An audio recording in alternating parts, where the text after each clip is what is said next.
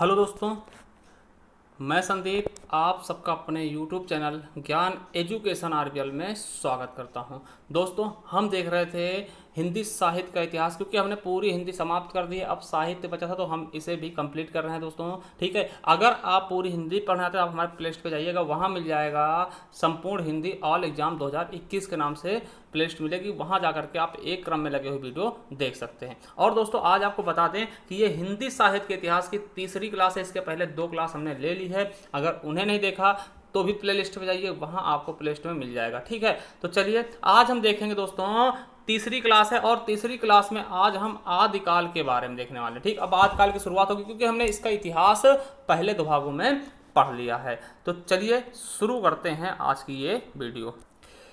इसमें हम आदिकाल के बारे में देखेंगे। ठीक है, क्योंकि हमने जो पुराना सारी चीज़ें थी कि कब इसका लेखन शुरू हुआ दोस्तों, किसने इसका कालों बांटा, वो सब हम पढ़ चुके हैं। तो शुरू करते हैं आदिकाल मैराथन दोस्तों। ठीक है, देखिए आदिकाल का नामकरण, सबसे पहले देखिए कोई भी चीज़ होता है उसके हम नामकरण के बारे में देखते हैं। जैसे कोई बच्चा परिवार में पैदा होता है दोस्तों, तो पहले सबसे पहले क्या होता है, सबसे पहली प्राथमिकता क्या होता है, इसका कुछ नाम रखा जाए। ठीक है, तो उसी प्रकार से आदिकाल तो आया, मगर इसका नाम किसने क्या रखा। अब देखिए, मान लिया परिवार में कोई बच्चा होता दोस्तों, छोटा सा बच्चा होता, तो उसके बहुत सारे नाम रख दिए जाते। चाचा कुछ और नाम कहते हैं, मामा कुछ और ना, फूफा कुछ और। तो इस तरीके से दोस्तों, इसी प्रकार से आदिकाल का भी बहुत सारे नाम रख दिए गए। और जिनमें से दोस्तों यहाँ से आपको बता दें, ये क्वेश्चन आपके एग्जाम में बहुत बार पूछे गए। आपने यूपी टेट वेट के पेपर दिए होंगे तो आपको पता भी होगा, बताने की आवश्यकता नहीं है कि आदिकाल का नाम किसने दिया, किसने क्या कहा। तो चलिए शुरू करते। बहुत सारे विद्वानों के नाम देखेंगे, किसने किस विद्वान ने क्या नाम दिया है। तो पहले दोस्तों देखिए, इधर विद्वान के नाम है और उधर उन्होंने क्या नाम दिया है आदिकाल को। देखिए पहला है जॉर्ज ग्रियर्सन दोस्तों, बहुत बार पूछा गया। जॉर्ज ग्रियर्सन ने आदिकाल को चारण काल नाम दिया। क्या दिया है, चारण काल कहा है आदिकाल को। किसने, जॉर्ज ग्रियर्सन।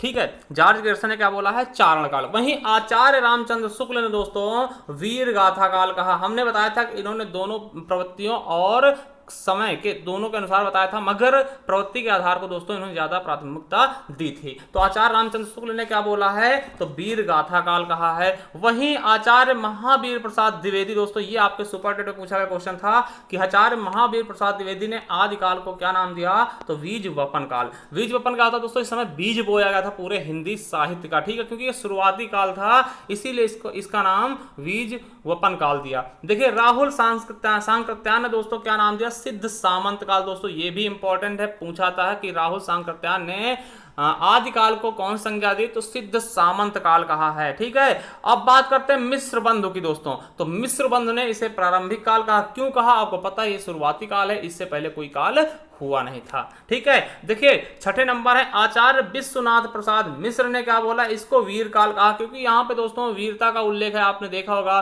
ठीक है, लड़ाई हो गई, ठीक है, लड़ाई वड़ाई जो युद्ध थे दोस्तों ज्यादातर इसी काल में देखे गए हैं। ठीक है, अब देखिए डॉक्टर राम कुमार वर्मा ने दोस्तों दोहरा नामकरण किया। क्या संधि काल भी कहा और चारण काल भी कहा है। क्या बोला है, संधि काल एवं चारण काल।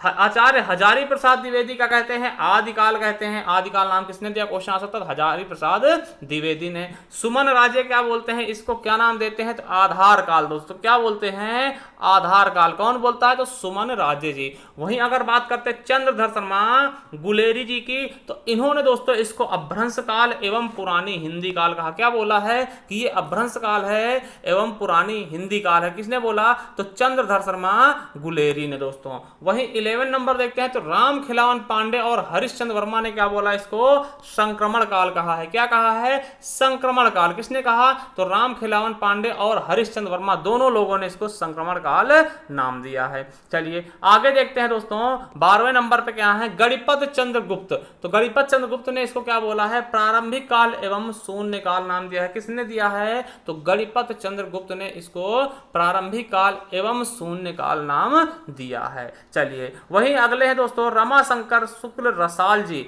ये कहते हैं कि ये अंधकाल एवं बाल्यावस्था काल है। बाल्यावस्था मतलब छोटे का दोस्तों, इस यहीं से क्या होता है, इसका जन्म सा होता है हिंदी साहित्य के इतिहास का। तो इसीलिए रमाशंकर शुक्ल ने यही बोला है कि ये क्या है, अंधकाल एवं बाल्यकाल का, बाल्यावस्था का काल है। ठीक है, अब देखिए 14 नंबर क्या है, मोहन अवस्थी। क्या, मोहन अवस्थी ने इसको क्या बोला है, आधार काल। ठीक है, मोहन अवस्थी ने इसको कौन सा नाम दिया है, आधार काल। और वहीं वासुदेव सिंह ने क्या बोला है, उद्भव काल बोला है। और डॉक्टर धीरेन्द्र वर्मा ने भी इसे क्या बोला है, अपभ्रंश काल नाम दिया है। तो देखिए सभी के द्वारा दिए गए नामों को हमने बहुत अच्छे से देखा है, ठीक है। जिसमें से दोस्तों आपको बता दें दोस्तों कि शुरुआत वाले जो हैं दोस्तों, चाहे ये जॉर्ज ग्रियर्सन का चारण काल हो गया, आचार्य रामचंद्र शुक्ल का वीर गाथा काल हो गया, महावीर प्रसाद द्विवेदी का बीज वपन काल हो गया, और मिस जो राहुल सांकृत्यायन है इनका सिद्ध सावन काल, ये चार बहुत ही ज्यादा इंपॉर्टेंट है दोस्तों। आपके किसी परीक्षा में ये चार बहुत पूछे आते हैं, ठीक है, तो इनको याद रखेंगे। तो चलिए अब देखते हैं किसने क्या कहा, थोड़ा सा देख लेते हैं दोस्तों। देखिए हजारी प्रसाद द्विवेदी ने आदिकाल को क्या बोला, तो हजारी प्रसाद द्विवेदी ने कहा कि आदिकाल अत्यधिक व्याघातों एवं विरोधों का युग रहा। दोस्तों इसमें विरोध बहुत ज्यादा हुआ है कि ये सही है, ये ग्रंथ प्रमाणिक है, ये अर्ध प्रमाणिक है, या फिर ये अप्रमाणिक है।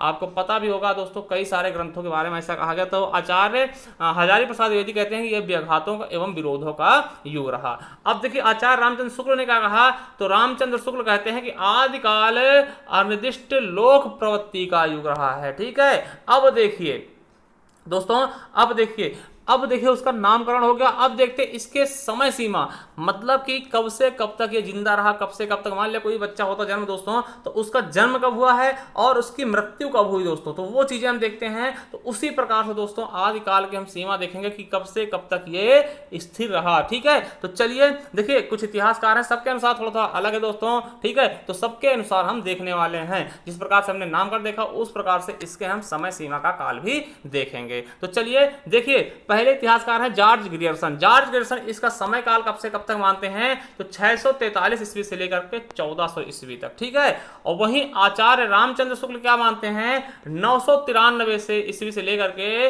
1318 ईस्वी तक। देखिए ये ईस्वी में है, ईसा पूर्व में नहीं है दोस्तों, ठीक है, ये समझिएगा, ठीक है। चलिए अगला है डॉक्टर नगेंद्र, कितना मानते हैं दोस्तों, तो 650 से 1350 ईस्वी तक, ठीक है। और वहीं हजारी प्रसाद द्विवेदी क्या मानते हैं, तो 10वीं शताब्दी से लेकर के 14वीं शताब्दी के बीच के समय को क्या मानते हैं दोस्तों, आदिकाल का समय मानते हैं। कौन, हजारी प्रसाद द्विवेदी जी। वहीं डॉक्टर गणपत चंद्र गुप्त क्या मानते हैं, 1184 से लेकर के 1350 ईस्वी तक इसका समय मानते हैं डॉक्टर गणपत चंद्र गुप्त दोस्तों। वहीं मिश्र बंधु कितना मानते हैं, तो 643 से लेकर 1387 ईस्वी तक मिश्र बंधु इसका समय मानते हैं दोस्तों, ठीक है। तो बिल्कुल अच्छी समझ में आया होगा।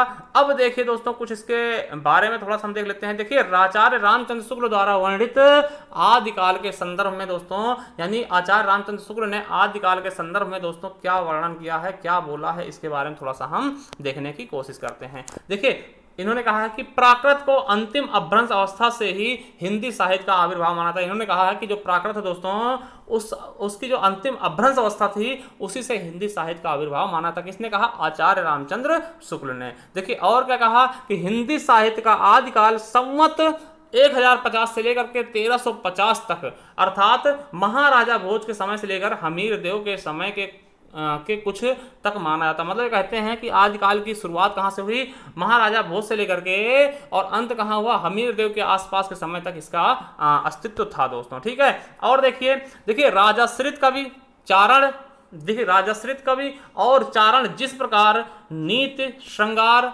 आदि के फुटकल दोहे राज्यसभाओं में सुनाया करते थे, उसी प्रकार अपने आश्रयदाता राजाओं के पराक्रम पूर्ण गाथाओं का वर्णन भी करते थे। यही प्रबंध परंपरा राष्ट्रों के नाम से पाई गई, जिसके लक्ष्य करके इस काल को हमने वीर गाथा काल कहा। मतलब इन्होंने वीर गाथा क्यों कहा, क्योंकि इसमें वीरों का उल्लेख था दोस्तों। देखिए राजश्रित कवि थे कुछ जो क्या करते दोस्तों, कुछ नीतियां श्रृंगार आदि के दोहे जो दोस्तों राज्यसभा में सुनाया करते थे, राजाओं को सुनाया करते थे। उसी तरह जो उनके आश्रयदाता थे दोस्तों, वो राजा के पराक्रम पूर्ण गाथाओं का वर्णन करते थे, उनके बारे में गुणगान करते थे दोस्तों ना। तो ये चीजें समझ लीजिएगा। अब देखिए अपभ्रंश नाम सबसे पहले बल्लभी के राजा धरसेन द्वितीय के, क्या, बल्लभी के राजा धरसेन द्वितीय के शिलालेख से मिलता है, जिसमें उसने अपने पिता गुहसेन विक्रम संवत 650 ईस्वी से पहले को संस्कृत, प्राकृत और अपभ्रंश तीनों का कवि माना दोस्तों। और ये क्वेश्चन दोस्तों आपके एग्जाम में पूछा गया है, वन रक्षक के कि अपभ्रंश का सबसे पहले उल्लेख कहाँ मिलता है दोस्तों, तो बल्लभी के राजा धरसेन द्वितीय के शिलालेख में। तो दोस्तों ऐसे क्वेश्चन भी आपको याद रखने हैं, ठीक है, बिल्कुल अच्छे से याद रखने हैं दोस्तों। तो देखिए आज की वीडियो यहीं तक दोस्तों। आप सब हम बता दें कि अगर आप इस सब की पीडीएफ चाहिए दोस्तों आपको, तो इसके लिए आपको 50 रुपये खर्च करने होंगे और आप ये पीडीएफ प्राप्त कर सकते हैं, जो कि सभी एग्जामों के लिए बहुत ज़्यादा इंपॉर्टेंट होगी। नेट, टीजीटी, पीजीटी, लेखपाल, जेआरएफ, सबके लिए दोस्तों इंपॉर्टेंट, सुपर टेट, यूपीएसआई, क्योंकि इसमें क्या क्या है दोस्तों, तो हमने इसमें पुरस्कार शामिल किए हैं लगभग 9 तरीके के, ठीक है, 9 तरीके के हिंदी साहित्य के पुरस्कार होंगे, जो कि बहुत ज़्यादा इंपॉर्टेंट, चाहे वो ज्ञानपीठ हुआ, साहित्य अकादमी हुआ, व्यास सम्मान हुआ, भारत भारती हुआ, स्विट्जरलैंड नेहरू पुरस्कार हो गया, ठीक इस तरीके से। कवि और उनके उपनाम शामिल किए हैं, जन्म स्थान हो गए उनके, रचनाएं हो गई उनकी, और संपूर्ण हिंदी साहित्य का इतिहास होगा दोस्तों। इसके अलावा हिंदी में प्रथम क्या है वो चीज़ें हमने बहुत अच्छे से शामिल की हैं, तो उसे आप देख सकते हैं दोस्तों। अगर इसे परचेज करना है तो 50 रुपये आपको हमें गूगल पे, पेटीएम या फिर फोन पे के जरिए हमें इस नंबर पर सेंड करना होगा, और इसी नंबर पर आप स्क्रीनशॉट भेज करके ये पीडीएफ रूप में हमसे प्राप्त कर सकते हैं। चलिए थैंक यू, धन्यवाद। अगर वीडियो अच्छी लगी तो चैनल सब्सक्राइब कर लीजिएगा, क्योंकि इसी पर हम संपूर्ण हिंदी समाप्त भी करने वाले हैं एकदम नए सिरे से दोस्तों। अभी 3 ही क्लास हुई हैं, आप जाइए प्ले स्टोर पे देखिए बहुत अच्छे से और अपने नोट्स बना लीजिए, वो बहुत अच्छा काम करेगा। चलिए थैंक यू, धन्यवाद।